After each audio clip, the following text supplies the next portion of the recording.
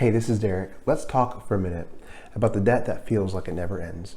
Now, if I bought a car for 5 years, or if I have a mortgage for 30 years, the minimum payments are calculated very specifically so I would pay off that debt in exactly the right amount of time. But as you know, credit card balances don't have a specific set amount of time. They are the debt that goes on and on and on. And it feels like it goes on forever. Now, to illustrate this, let's take a look at a couple credit card statements. The first one we're going to take a look at has a balance about $4,800 and the interest rate is 19%. As you can see, the minimum payment is $48. What the credit card company doesn't tell you is that the interest on that credit card for that month is $77. That's more, $29 more than the minimum payment. So what does that mean? If this were your card and you made the minimum payment, you'd be in more debt after you made the minimum payment. Now, eventually, they would charge you enough to cover the interest for a month so that eventually you would pay off the credit card. But look how long they calculate that it would take you. 19 years, and you pay over $11,000 in interest on top of the almost $5,000 balance. Let's take a look at another credit card statement. This one's a lot less, just a little over $300, and the minimum payment is $25. So not that much.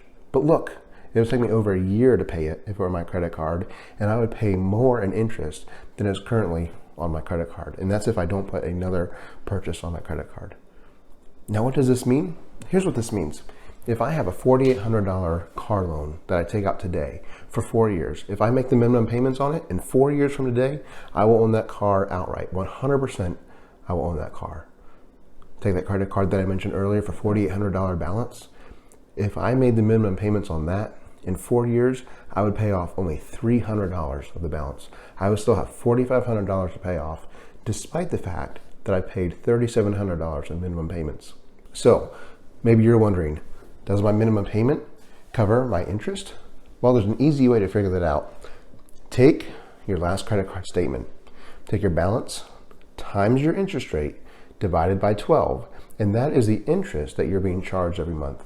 Now compare that to your minimum balance and see if your minimum balance is actually covering your interest or not. Now, maybe this makes you mad, maybe it makes you frustrated, and that's okay. That means you're ready to kick the credit card company out of your wallet. You're ready to take charge, take control of your finances. Now, it's not easy to do, but maybe the best thing, if you were to choose one thing to do, maybe the best thing to do would be cut your eating out budget in half. So maybe you spend $400 a month eating out, cut it in half. Spend $200 eating out. Take that extra $200 and pay off your lowest balance. And do that month after month after month. And eventually, you will get ahead of the credit card balance. Now, maybe it seems daunting. Maybe it seems overwhelming. Maybe the path ahead of you is just really foggy and you're not really sure what to do. That's okay. We've all been there. I have some apps and some resources I'd love to show you how to take control of your finances so you know you're doing it the best way possible. Click on the Book Now button and take 1 or 2 minutes to schedule our first session. So book now, take 1 or 2 minutes to schedule our first session, and you can begin taking control of your finances.